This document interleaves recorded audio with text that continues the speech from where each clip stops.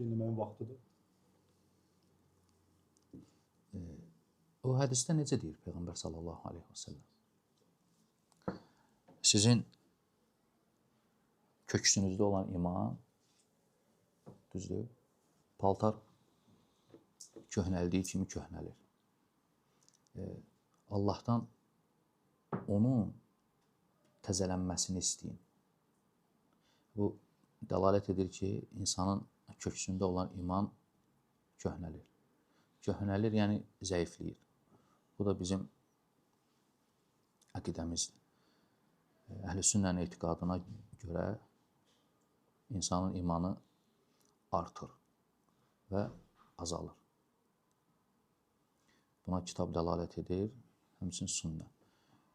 Zəifləyir, yəni köhnəlir, o mənadadır. Misal deyib Peyğəmbər sallallahu aleyhi və səlləm. Sonra o həllini deyir, həlli deyir ki, fəsəlullaha ən yücəddidə imanəkum. Allahdan istəyin ki, sizin imanınızı təzələsin. Bu da onu öyrədir ki, bizə köhnələndə gərək Allah'a dua eləyəsən, yalvarasan. Allahım, imanımı təzələ. Bu birinci işdir. Sonra da o imanı artıran səbəblər yoxdur, gərək onun dalınca düşəsən. Deməli, dua olmasa, səbəblərin də dalınca düşməsən, nə baş verir? Köhnəlir, köhnəlir, köhnəlir, nəticədə çirklənir və son nəticədə nə olur? Qalxır. Qalmır iman.